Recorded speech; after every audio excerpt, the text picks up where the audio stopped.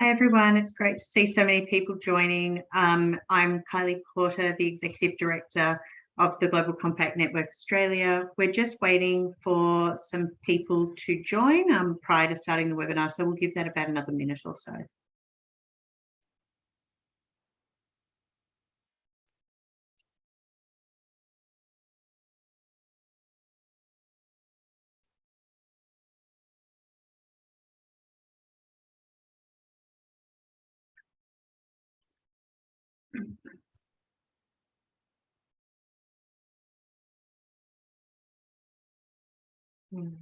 Thanks for everyone who's joining. We're going to start very, very shortly. We're just giving people a little bit of time to jump into the webinar. So we'll give it another minute and then we'll start.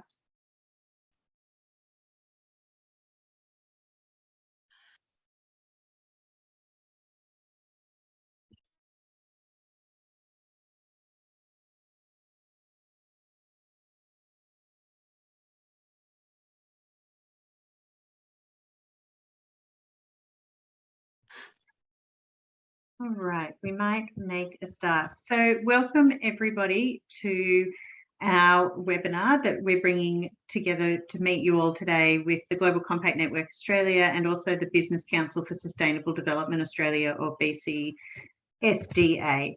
So today we're covering the topic of 21 days to the COP, so counting down to the UN Climate Change Conference and what your business needs to know. Before I start, however, I would like to acknowledge the traditional owners of the lands that we meet upon today. It would be great if everybody could use the chat function down the bottom of their screen and introduce themselves by also sharing the traditional land that you're dialing in from. And you'll see that Amelia in our team has posted a link that allows you to identify the traditional land that you're dialing in from. And I pay my respects to all elders past and present. So today we are exploring some very important themes in the climate change world. We're exploring the anticipated outcomes for the 26th Conference of Parties, or COP26, which is happening in 21 days. And we're going to understand why this is such a relevant event from a business perspective, and also how Australia can effectively contribute to limiting global warming increases by 1.5 degrees above pre-industrial levels by reaching net zero emissions globally before mid-century. And I'm thrilled today that we're joined by four very impressive speakers. The first is Mark Howden, who's a director for the ANU Institute for Climate, Energy and Disaster Solutions. Nicki Hutley, who's an economist for social outcomes. Clinton Taylor, who is the general manager for winery operations at Taylor's Wines. And Mary Stewart, who is the CEO of Energetics. Our agenda today will firstly cover an overview of the COP26 from Mark Howden, followed by an interactive panel discussion and then Q&A from the audience. So please ensure that you put your questions into the Q&A function at the bottom of your screen. And you can do this at any time, you don't need to wait. And where possible, we'll try and integrate some of those questions into the questions with our panelists. As you will have also seen, we're recording this session. And we're recording the session so that we can look back at it and share it more broadly with the audience. So without further ado, if you do have any questions that you need answered in terms of the use of Zoom, you can also put on the live transcript. So for those of you who may need the transcript or have other accessibility, would like access to other accessibility icons and uses, the CC live transcript, which is an icon at the bottom of your screen, you'll be able to turn that on and a transcript will appear. As someone has already done, you're also more than welcome to put your hand up and one member of our team will get in touch with you and see how we can help you. So without further ado, Mark, I'm going to hand over to you and to give your introduction of the Conference of Parties and some of those contextual discussions as well. Thanks, Mark. Thanks very much, Kylie, for the introduction and also for the other organisers for getting me here. Can we move to the first slide? So what I'm covering today is a fairly large amount of content in a very short space of time. I'm dealing with the background of the Paris Agreement, the current context, the latest science, and a little bit of the politics. Next slide. So in terms of the background, Paris Agreement was established around about this time, 2015. There's three fundamental parts of the Paris Agreement. There's the temperature goal, which is to keep global temperatures well below 2 degrees, and if possible, to as close as possible to 1.5 degrees. So essentially, it's a window of temperatures that would meet the Paris Agreement. There's a focus on adaptation, so that's responding to the climate changes that we're experiencing, and also one on finance, effectively transferring wealth from developed countries to developing countries. Now, there's been a lot of to's and fro's since the Paris Agreement, but overall a huge amount of progress. However, the last Conference of Parties, which was 2 years ago, was left a lot of loose ends, and some of the loose ends are those here, which need to be fixed up in this Conference of Parties meeting in Glasgow, if possible. Firstly, there wasn't a lot of more ambitious nationally determined contributions, pledges to reduce emissions, and there was a failure to agree on common timeframes. So at the moment, we've got all sorts of different starting points and finishing points for different countries and for different sectors, even within countries sometimes. It didn't close off the arguments about the global greenhouse gas market, essentially the global trading system, nor did it sort out the double counting elements, which some countries are keen to get in there. The whole issue about Kyoto carryover credits, which is particularly pertinent to Australia, was not resolved within the last COP. Nor were social environmental safeguards, particularly in relation to emission reduction activities, and neither was there resolution of the long-term finance arrangements, nor for the loss and damage agenda, although there was some progress made on that. So there's a lot of things to be sorted out in Glasgow. Next slide, please.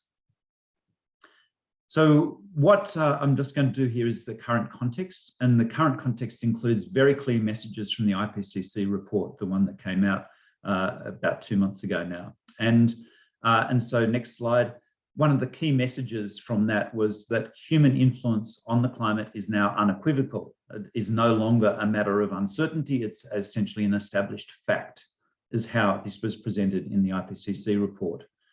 If we look at that figure, what we can see there is the best estimate of simulated natural temperatures over the last 170 years, and essentially that's flatlining. Well, although it goes up and down with volcanics and other sources of variation, overall there isn't a significant increase or decrease. It's only when we add in the human element to the natural element that we get a really substantial and sustained increase in temperatures, which follows very closely the observed temperature changes. We can see clear space between the natural and the natural plus human elements there in that figure. And that's led us to a situation where we're currently 1.1 degrees Celsius above the pre-industrial temperatures on a decadal basis. However, the decadal basis is always a lagging indicator. And in fact, in the last year, it was 1.24 degrees. So we're actually going up fairly fast at the moment. And this year will be a reasonably warm year as well, probably something like fourth warmest on record. However, even though we've seen 1.1 degree above pre-industrial, that would have actually been a lot higher from our greenhouse gases if at the same time we hadn't been polluting the atmosphere to a large extent, particularly sulfur dioxide. So they're aerosols, which have a cooling effect because they reflect sunlight. And in fact, if it hadn't been for those pollutants, we'd actually be at 1.5 degrees now. Over that 170-year period or so, there is no net effect from natural influences, volcanoes, solar radiation. So when you hear people say, oh, it's all because of the sun warming up or something like that, on the long term, it's not. You get blips here and there from that, but not significant long-term ones. And one of the other messages from that IPCC report is that the human influence is really strong, and particularly in terms of extreme events, it's starting to emerge, increasing the frequency and intensity of extreme events. Next slide, please. So one of the core products from that IPCC report is these different scenarios of carbon dioxide and other greenhouse gas emissions, ranging from the very low to the very high. And in this particular talk, I'll actually just focus on the two lowest, the low and very low emission scenarios. because they're the ones that are consistent with the Paris Agreement goals, that well below 2 degrees and if possible down to 1.5 degree goal. At the moment, we're heading somewhere around about 3, maybe even up to 4 degrees because a lot of countries aren't meeting their Paris Agreement commitments. But assuming everyone did what they said they're going to do, the commitment under the Paris Agreement, which was to keep temperatures down. So, and that's really important. The commitment under the Paris Agreement is not to net zero. It's not to any specified emission reduction goal. It is actually to keep temperatures down. So net zero is a means to the end, and the end is to keep the temperatures down to a manageable level. And really importantly, if we look at those 2 low emission scenarios, which are consistent with those Paris Agreement temperature goals, we have to go to net zero to keep it down by 2050 or thereabouts, to keep it down to 1.5, and to net zero by 2070, keep it down by 2 degrees. But really importantly, net zero isn't the end point, it's a waypoint, because we have to keep going below net zero if we're to keep those temperatures down to 1.5 or 2 degrees. So, and again, a really important point, net zero is not the end. It's actually just a means, it's a waypoint. Next slide. And one of the other things that came out of that report was a message of urgency. So under all of the emission scenarios, we're likely to exceed 1.5 degrees in the 2030s, and maybe even this decade under the high emission scenarios. Again, in terms of urgency, at pre-COVID rates of emissions, within 10 years or so, we will have consumed all of our carbon dioxide emissions budget that is consistent with keeping temperatures to 1.5 degrees. So if we were to keep emitting at the current rate in the next 10 years, then we'd actually have to go cold turkey instantly if we were to try to keep to within 1.5. That's a seriously scary scenario, no transition. The message also was one of hope, because we can halt and even reverse temperature increases, but only with the very low emission scenario. Next slide. Now, other aspects of the current context that people will be moving with them to Glasgow. Many countries will be hurting from the recent fires in many parts of the world, not just here in Australia, the heat waves and the floods, record floods that have been experienced in different places, causing lots of damage. Also, people will have been sensitized to environmental issues, including green recovery, because of the COVID effect. And so people have actually been spending a lot more time thinking about what constitutes a green recovery and how to take advantage of the probably temporary blip in terms of emission reduction that COVID has brought. Clearly, the fact that the US is back in town with new and very ambitious commitments is going to change many conversations. And increasingly, we see big business is seeing climate change as the next frontier for profits. And also, there's increased expectations of effective climate governance, not just from the regulators and the insurers and for the investors and from the banks, but also from the shareholders, for actually seriously big improvements in climate governance on the transition side and on the adaptation side. And all of that adds up to intense pressure to ratchet up commitments, particularly for countries like Australia. Next slide.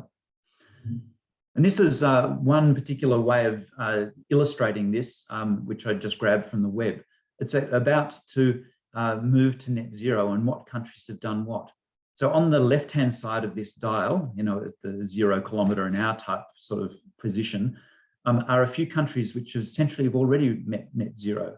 Then there's some countries which have got very ambitious net zero targets like 2040. And then there's the big slab in the middle, which is most countries which have net zero by 2050. So 137 countries or thereabouts. And then right at the right-hand side, down the bottom of the list effectively is Australia, if we hit the next slide. And we can see, if you expand that, we can see that Australia and Singapore are those countries right down on the bottom of that list with net zero sometime in the second half of this century type commitments. And if you compare it with other countries, similar countries, UK, USA, Canada, and others, they've all increased their commitments. We haven't. Next slide. And this is the last slide, Kylie. So political considerations and outcomes. So this is just my take on this. what happens if Australia goes to Glasgow without a new target and without a plan? And I actually think essentially we will be isolated and we will be ridiculed. And I think for any leader of Australia who goes there in that circumstance, they will take a lot of pain. There's the threat, of course, of carbon border adjustment mechanisms or similar things in different countries, impacting significantly on our trade and probably impacting more and more over time. There's the concerns raised by the Treasurer in terms of investment flows if we actually don't start stepping up our act on climate change. And of course, there's various links to other geopolitical issues such as AUKUS. We've potentially made a non-friend in the EU, which could count against us in many different ways.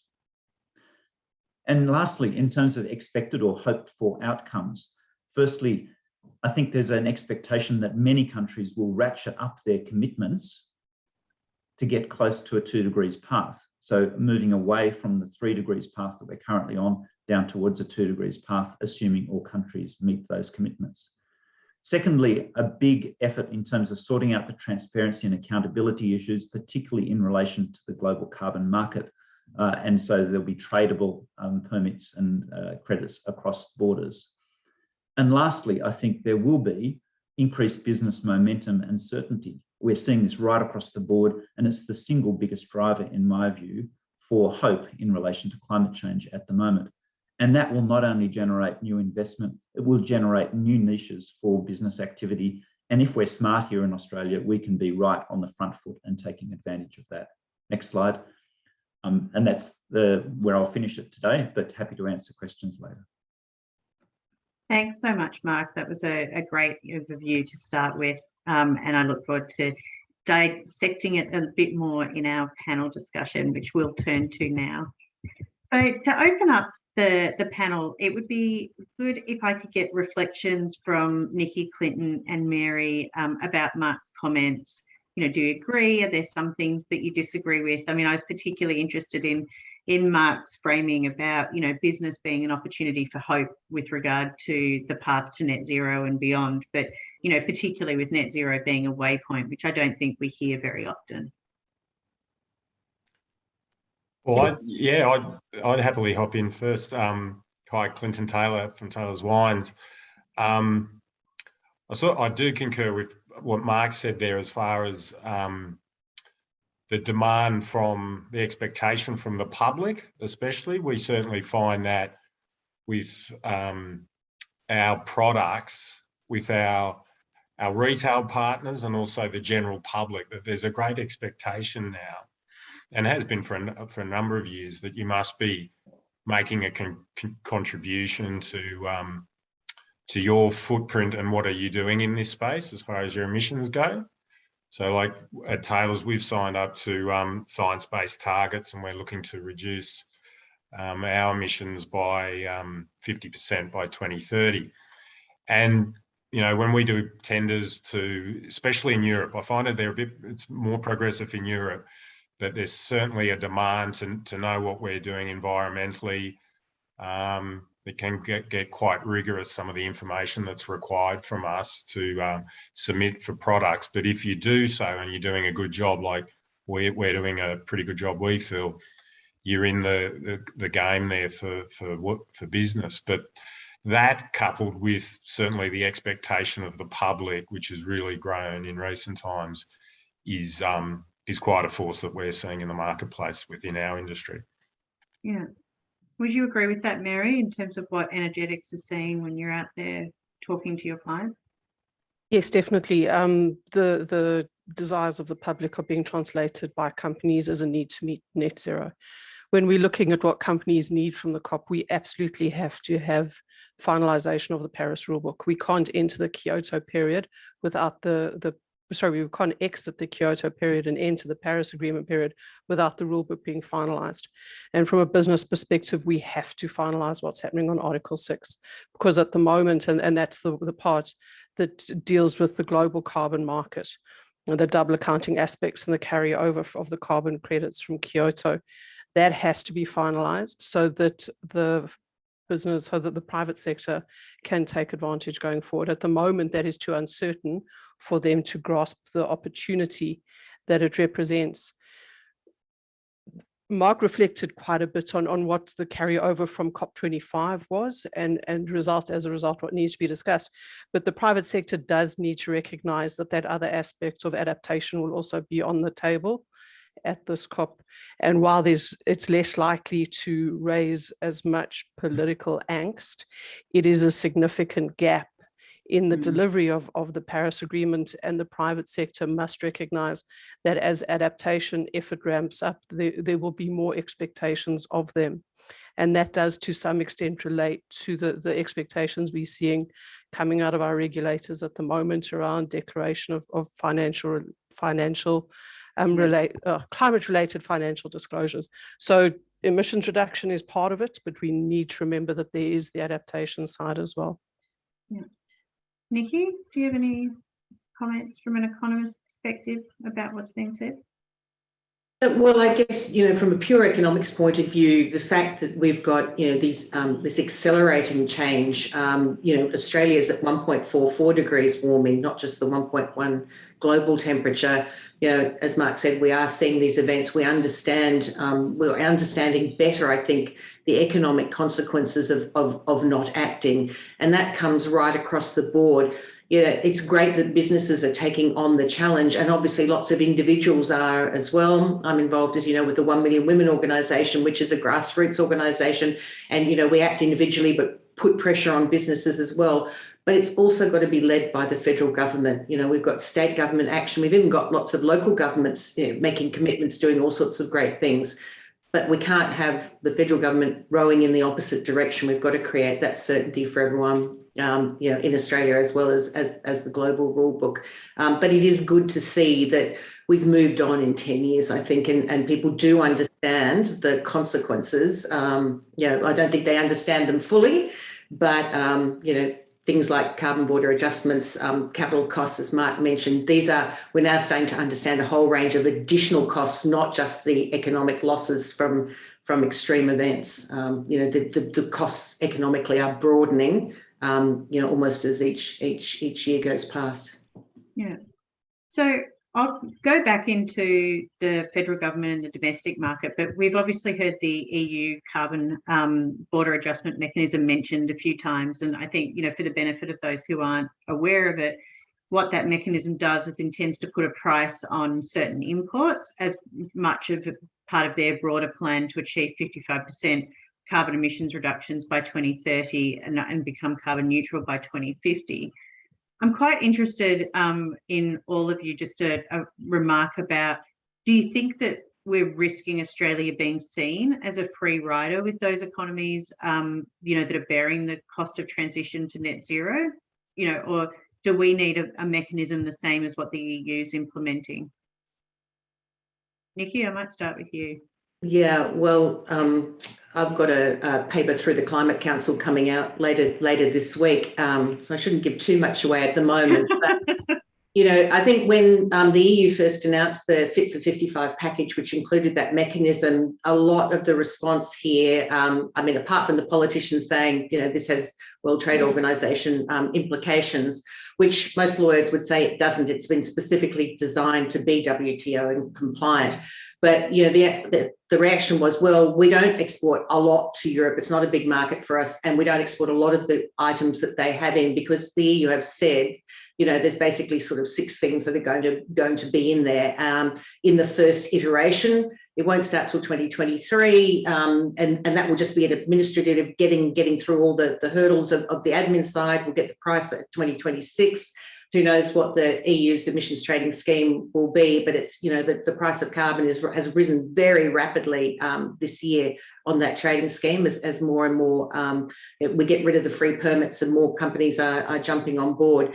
So, Australia is going to pay a price, and this is in the, billions of dollars. It's going to really hit New South Wales and Queensland very hard. Queensland, ironically, where there has been a lot of pushback on climate action, is the one that's going to actually be affected the most. And we're talking here tens of thousands of jobs, so this is not nothing.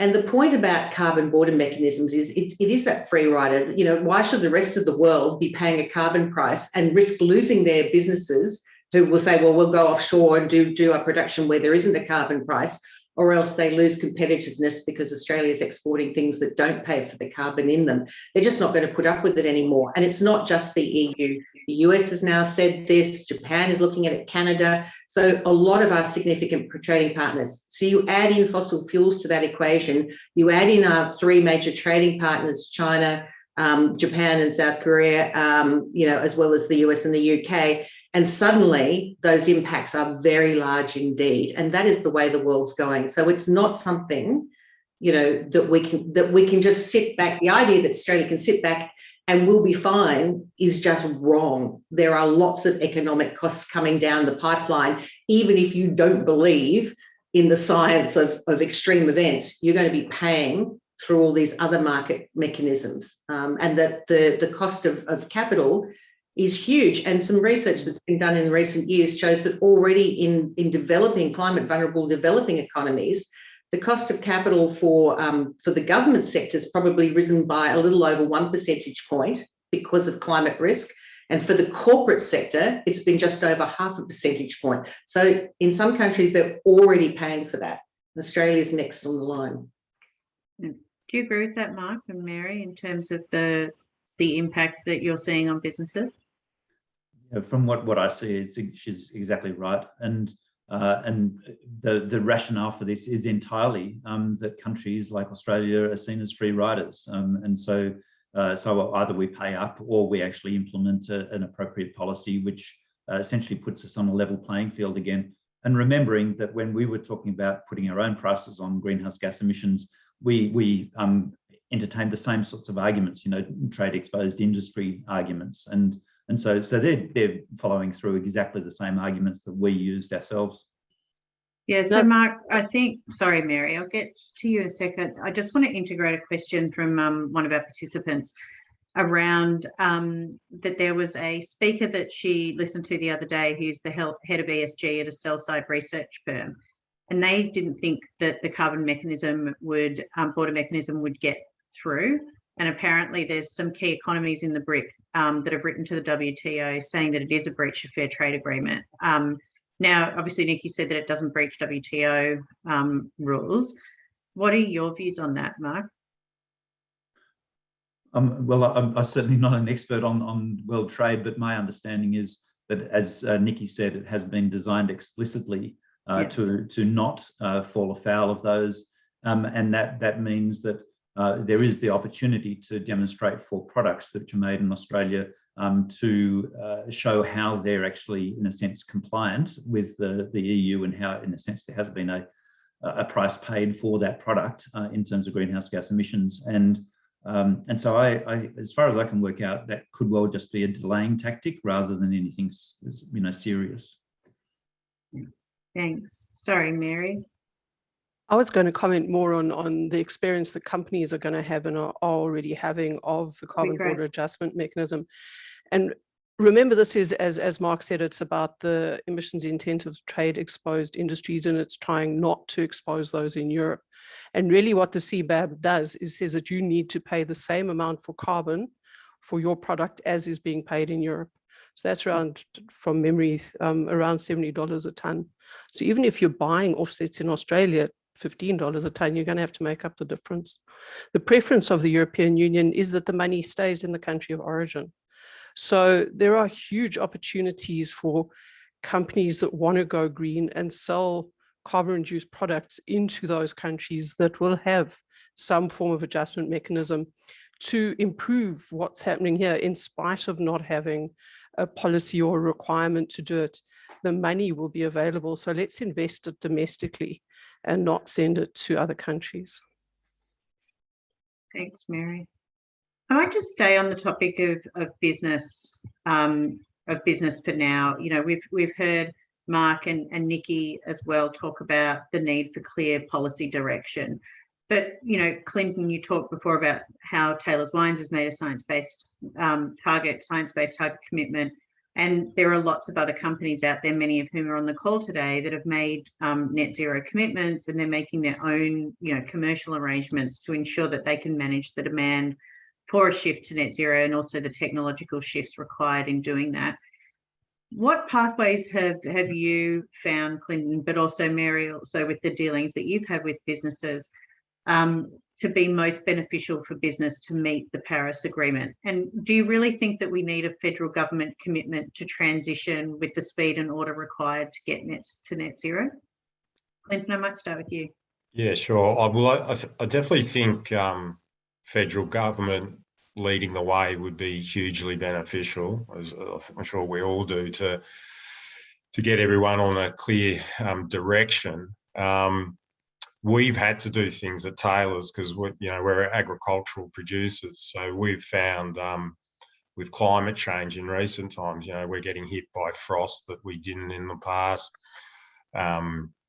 Hail events, bushfires and what have you. So we've had to do something and make a contribution to looking after our emissions, which we've done with another number of projects around refrigeration and delving strongly into solar and lighting on the property. So yeah, we've really needed to do it. I think the states, New South Wales, what they've announced in recent times and what South Australia does is fantastic, the state government. So we really need to get the federal government on board and lead the way. But I think there's a lot of, there's huge momentum there. So we, through our retail partners, once again, the public and what have you, we just feel the need, obviously also being primary producers, that we really needed to do something. And we're also a family business too, so we're sort of mindful that, there's a legacy aspect to what we do as well. So yeah, we really felt the need to be proactive in the area. Yeah, thank you. And Mary, what about you in your dealings with business? What have been sort of, I guess, the main ways that they're approaching the path to net zero? And, potentially, there's some major roadblocks that you're seeing happen because of the lack of certainty coming from the federal government? I think that the lack of certainty. So what are we seeing? We're seeing companies setting net zero targets and then trying to work out how to deliver them. And a lot of companies are looking at science-based targets as a framework within which to deliver those net zero outcomes, because it gives you a rate of change. It tells you how fast you need to get somewhere, which is missing from a lot of net zero commitments. So they're taking a science-based target approach, and science-based targets doesn't need to use offsets to reach net zero on scope 1 and scope 2. So the first move that a lot of companies are making is some form of renewable energy PPA, because for so many companies that will help them meet their 2030 SBT required emissions reduction. So they're using science-based targets as a way to arrange what they're doing going forward. The lack of policy at a federal level is a concern from what Nicki pointed to earlier. The companies that are doing it now are not always doing it. Yes, they're doing it because they recognize they have to change, as Clinton has said, because they're experiencing the impact of climate change and they recognize that everyone has to change. But it's also to make sure that we don't get to the point of a catastrophic transition, because we have to change. And if we wait too long, and if we don't have a federal government that goes in the right direction, there will be profound economic impacts. And our private sector doesn't want to have to deal with that. So if there's first mover advantage in getting really far down your emissions reduction sooner rather than later, so that you don't get hit by that catastrophic change when it occurs. Yeah, no, that's helpful. Thank you. Mark or Nicki, did you want to add to that before I move on to the next question?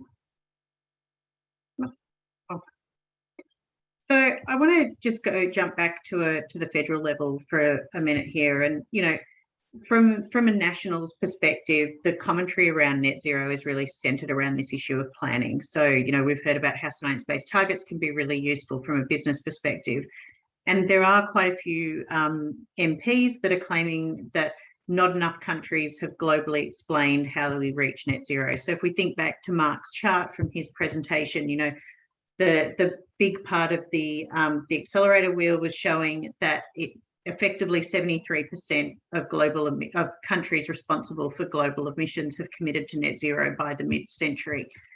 But apparently there's no plan to back that up. So can you explain what it would require countries to do from a transition perspective and perhaps how a plan to reach net zero might actually support business action, in mechanisms other than potentially the Science-Based Target Initiative. So, Nicki, I might start with you on that one.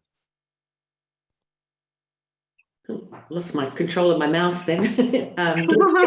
Back on. So there are currently 80 jurisdictions, either national or subnational, that currently have a carbon price. And from an economist perspective, a carbon price is the single most efficient and effective means to getting towards net zero. And of course, even in places like the EU, where they've had an emissions trading scheme, since 2005 or so, they had a lot of free permits at the start and we didn't see a lot of progress. But we have, since things are moving on, most of those permits are fading out over, certainly before the end of this decade, and we are seeing a lot of progress there. We're also seeing, in addition to having those, the net zero targets that are in place, we are seeing action in all sorts of ways. So, for example, the Canadian government is in partnership with the cement industry to work out how to go to a carbon neutral industry to make sure they're at the forefront. We've got the Swedes producing green steel in the first sort of, levels at a size where they're inputting so Volvo's experimenting now with the quality of that. So we're seeing governments act in lots of different ways. But if we just bring it back home for a second, if you have a look at what some of the state governments are doing, and of course New South Wales has made some pretty great announcements recently. If you think about the energy sector, I mean, that's the obvious one, we've already talked about that. And as Mary said, it's not just, that helps businesses if the quicker we move to renewables. You've seen the ACT government basically, go out to tender and say, right, we want 100%, please provide it. And they've gone ahead and done that. They are now moving to the next stage, which is the transport sector. And that doesn't just mean passenger vehicles. They're looking at government buses. New South Wales is looking at the train sector. Even in the ACT, they have, fire trucks, ambulance, all of these things. And of course, it takes time. Having the right policies in place so that manufacturers, which are basically in Europe, say, yes, it's worth targeting Australia. That's a really big thing. So it's possible, if you look at the sorts of plans we've got in place here and around the world, to say, these are the biggest emitting sectors. This is what we need to do in terms of transport. And I think pretty well most economies are moving down that path now. We've got lots of countries committing to 2035 or so of phasing out fossil fuel cars. What's happening with the stationery sector, making sure that buildings are energy efficient, upping the basics requirements in New South Wales or building code standards around the world.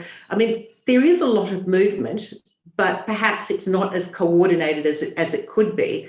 But the big thing is actually, you basically need to have sticks as well as carrots for this. And it's all very well to sort of say people will move because they know it's good for business or consumers are demanding it. But at the end of the day, we need to put in the first instance, we need to have something that's really going to mandate movement. And whether that's specific targets or it's a carbon price, it needs to be led by that plan. And it also needs to be that we're communities are transitioning. If you think about in Australia, coal communities, LNG communities, making sure you've got plans in place to help transition those communities. So putting in, renewable energy zones, putting in hydrogen hubs where you've got new opportunities so that those that are impacted have a clear pathway out. But there are lots of things we can do, and a roadmap is within the remit of all sorts of countries. So, we are seeing things happen, not enough, but those targets, I think those plans are starting to build up, and hopefully we'll see more after Glasgow.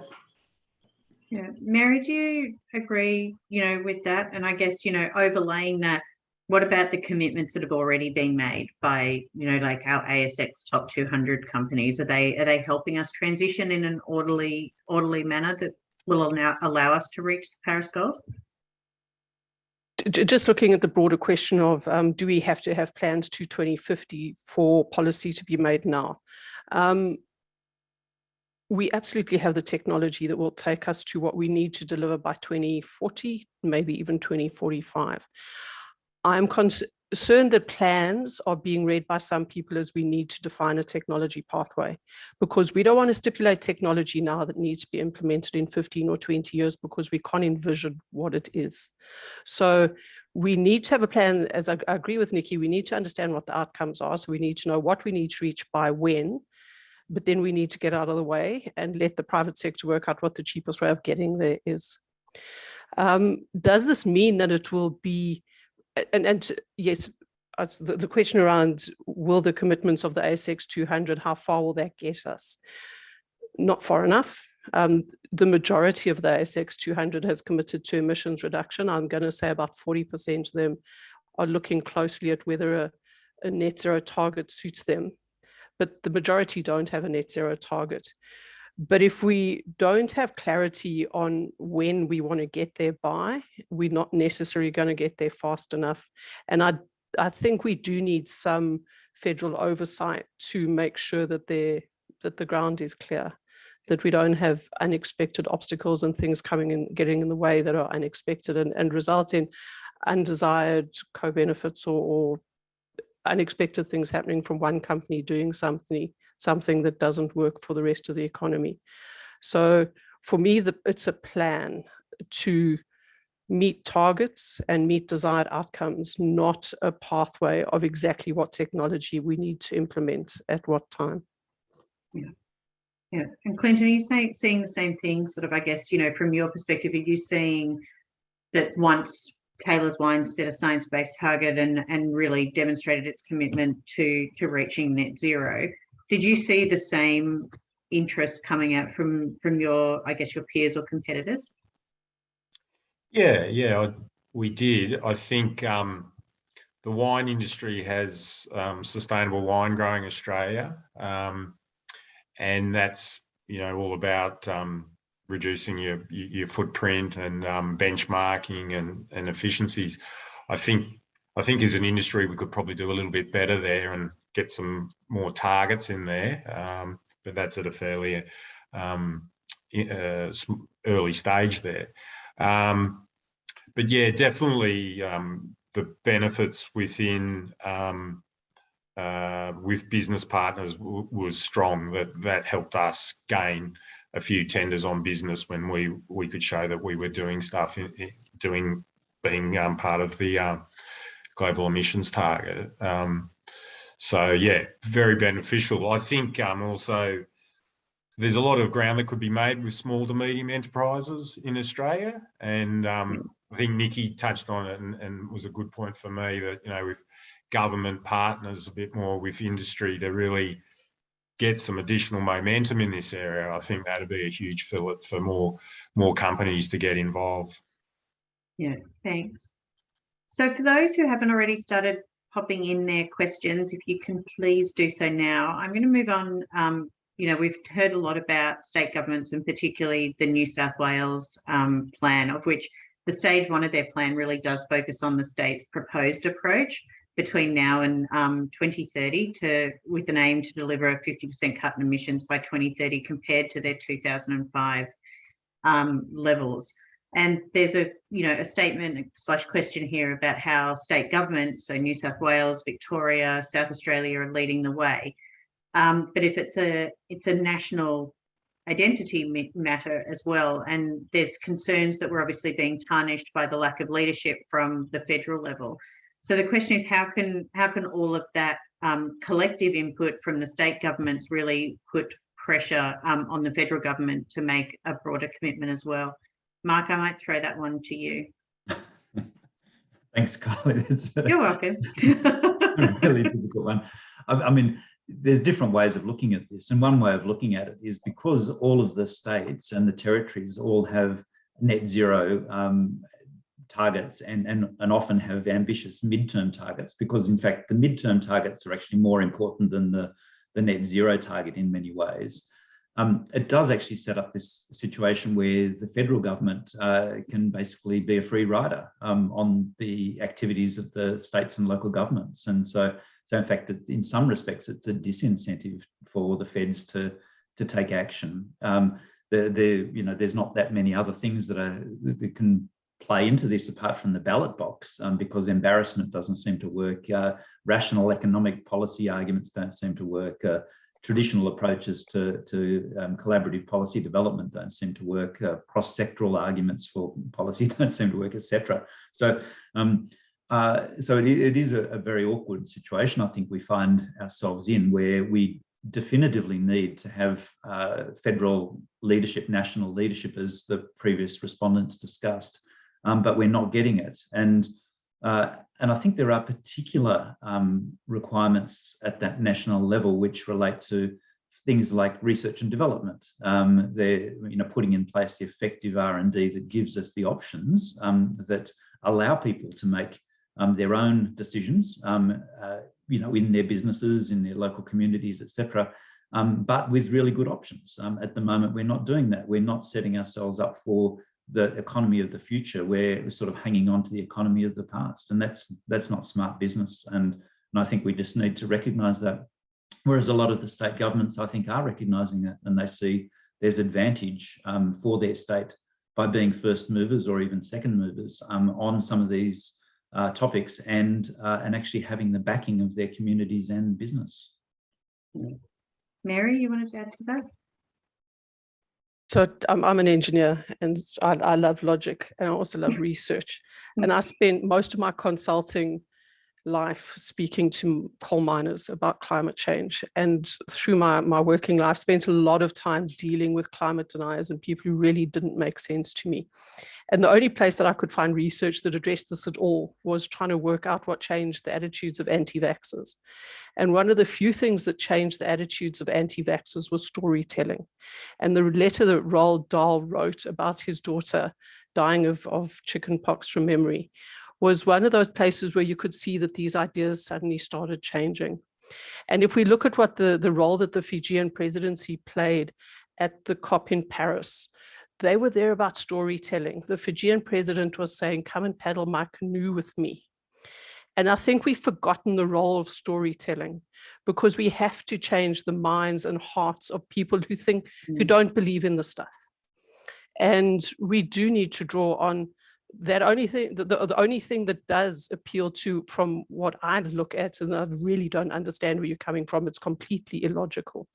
But we do have to tell the stories, and we do have to, that's the only thing I've seen that can in some way change this completely illogical lack of reasoning, is the storytelling and the lived experience. I mean, what Clinton's saying about it freezing his crop, about the challenges that his family face, it's that storytelling that brings it home. But remembering their stories on the other side. And it's, as Nicki said, the just transition, and what are we going to do with the coal miners in Queensland? Those stories have to be heard too. So I think it's also just a lot more talking and recognition that we're humans in this debate. Let's try and take it forward together. Yeah, and I agree, Mary. I mean, our traditional owners are exceptionally good at storytelling and passing that on from generation to generation. And there's a lot to learn there, particularly when we start to consider what the impact of the just transition is going to be on a lot of Australian Indigenous communities as well. And it is a nice, you've artfully done a nice segue into, a couple of the other questions around, how we prevent the fossil fuel industry from undermining policies relating to climate action is one question, but also, what's the reasonable expectation on these harder to abate sectors like heavy industry with regard to climate? And, Nicki, I'm interested in your view on this, and anyone else's, but I think, Mary, understanding the lives of people who are in communities that are heavily reliant on their income from those heavy abating areas are really difficult. It's challenging for any of us to understand from our desks in urban environments what it must be like for those communities. So, Nicki, what are your thoughts? How do we apply more pressure to the fossil fuel industry, particularly those companies that haven't set emissions reduction plans or transition plans, because we know that there are a lot that are trying hard already to transition? Yeah. And Mary, thank you for that beautiful, point about storytelling. I love that, and I think it's very powerful. And I think we need to do more about that, about what's going on in the fossil fuel industry. I mean, in 2020, the federal government subsidised the sector to the tune of $10 billion. Now, that's an awful lot of money that would buy you an awful lot of research in green industries, for example. That's a big whack of money. We need to have more transparency about why this is happening. But in terms of the transition, Australia has done this before. We rode the sheep's back for a long time. we had the viable textiles, clothing and footwear industry until we opened it up to free trade. We had a car industry at one point, and people lament this, but, economics is about your comparative advantage. You don't produce things that you don't have a comparative advantage in. We now are at a point where Australia can regain a comparative advantage in new industries. And you look at what's happening in places like South Australia with the hydrogen hubs. There's a lot of money going, again, in partnership with the South Australian government, but the private sector as well. And that's the thing I love about this, is that it is private sector is involved. It's not about the government just handing out money ad infinitum. Obviously, that's not the right policy. But getting the partnerships together is what is important. We can transition. We've done it in the past, and we can absolutely do it again. But for those, I think the fossil fuel industry itself knows. You've got the International Energy Agency saying, is in black and white this year saying, we don't need any more new coal or gas plants. There should be no new investments from this year on. And yet we've just literally in the last week or so had the federal government announce another new coal.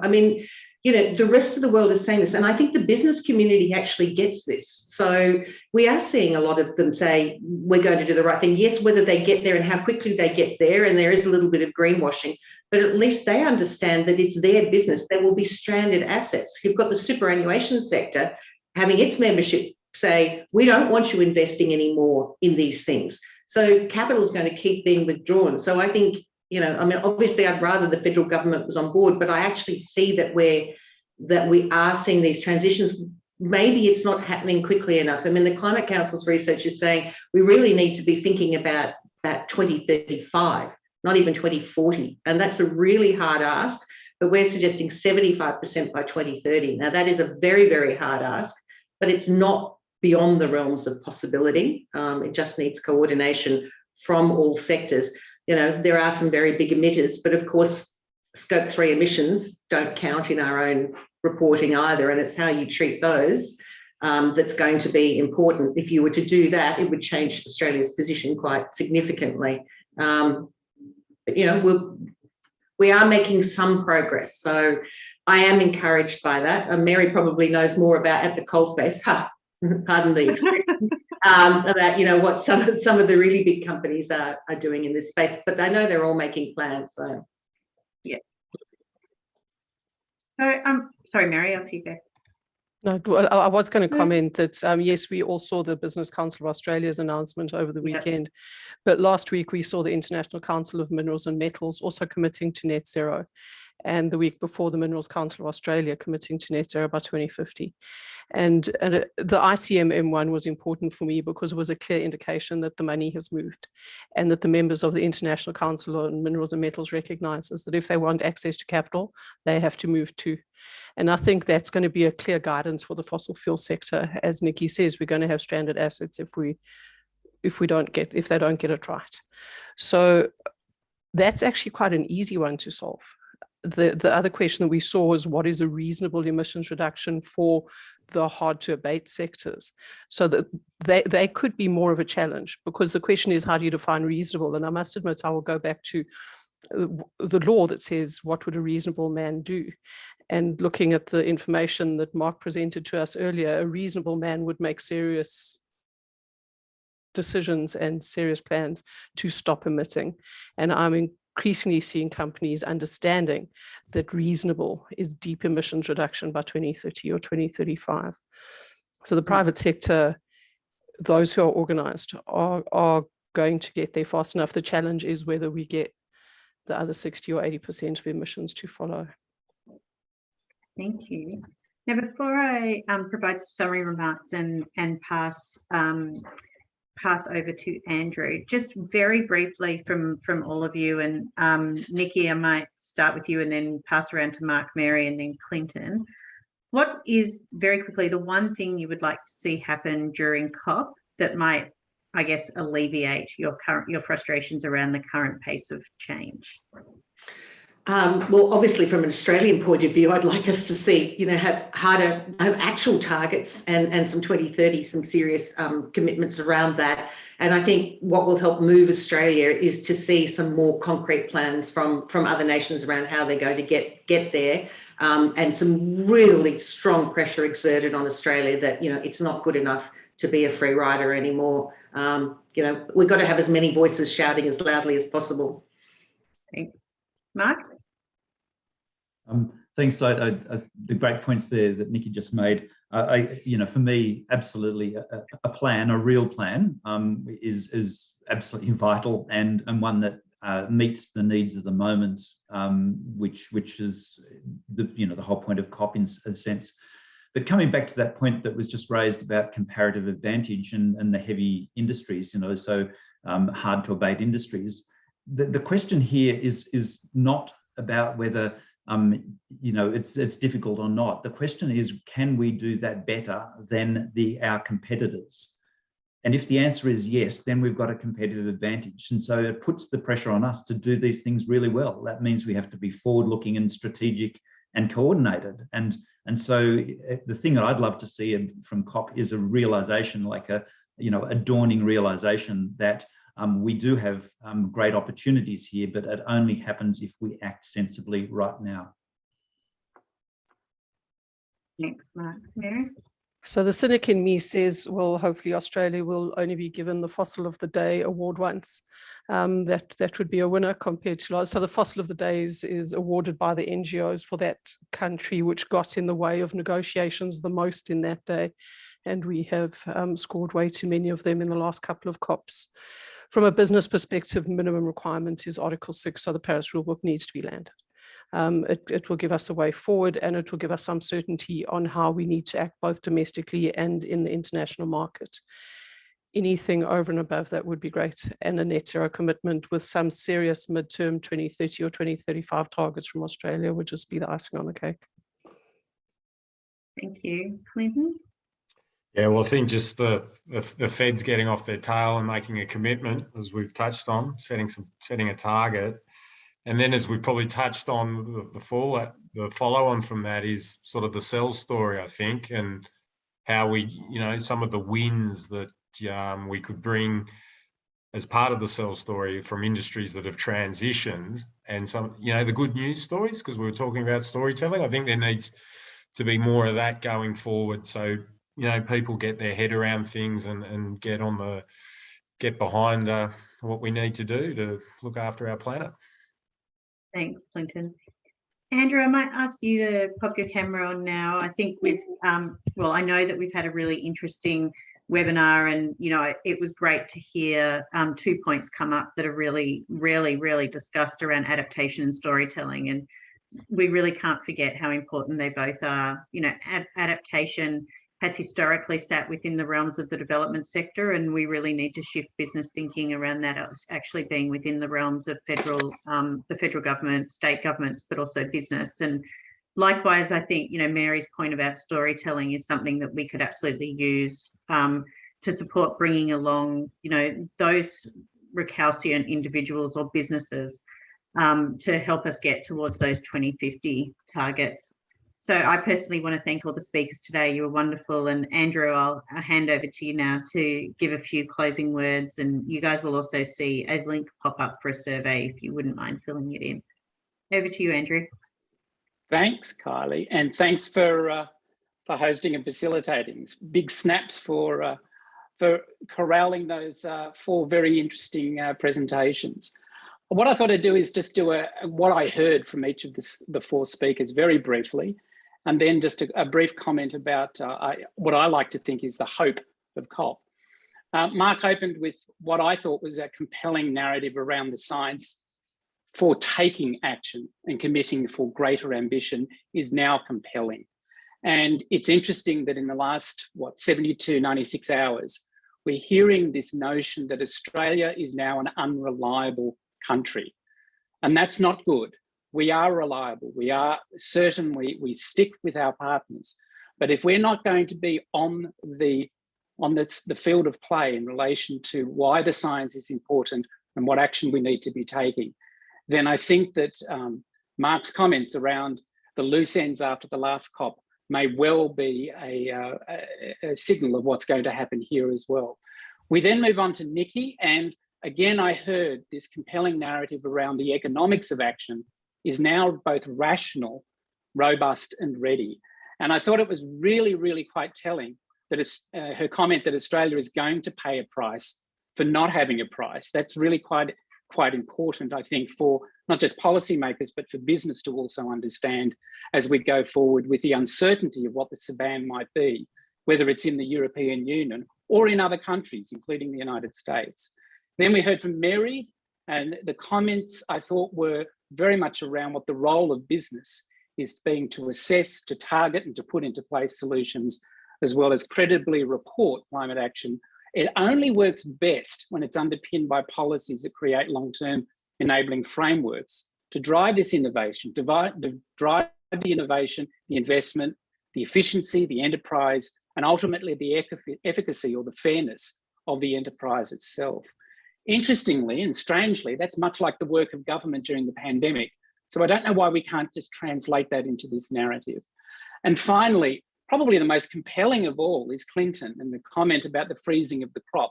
If ever there was a story to be told, it's the reality of what climate is already doing, not just to business, not just to society, but to our nature, and the importance that nature is going to play in not just being less harmed, but a natured positive going forward, I think is critical. And so Clinton's observation around business action needing there to be operationalized on climate mitigation and adaptation has to be and will drive credible, tangible and monetary value for business, for markets, for jobs, for skills creation, and ultimately for healthy societies. One final point. As we hurtle towards the start of the conference, this COP, as has every COP over the last 25 years, it's been about countries delivering a key ESG performance metric on behalf of their stakeholders for the future. Now, in this particular case, they were actually given an extra year to deliver on that metric. So in contrast to our Year 11 and HSC students, both in 2020 and particularly in 2021, who weren't given the luxury of a further year to study, prepare and then deliver the performance that they would themselves have to set up for their future. It's time for our policymakers to muscle up. Your time is up. Perform and deliver the agreement that needs to be delivered for our future. There are no excuses. Thanks, Kylie, and I'll hand back to you.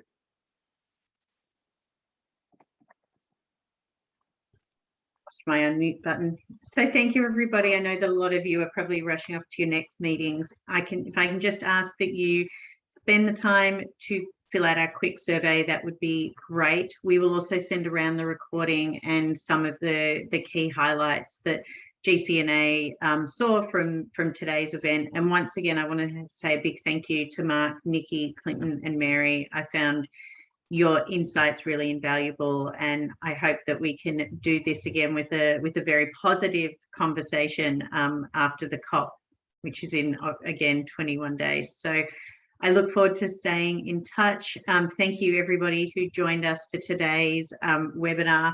Just quickly, for those who are interested, the GCNA has a couple of other events coming up, including the release of our Building a Net Zero Future publication launch and the associated webinar for that one. So that's a good one to keep an eye out for on the 28th of October.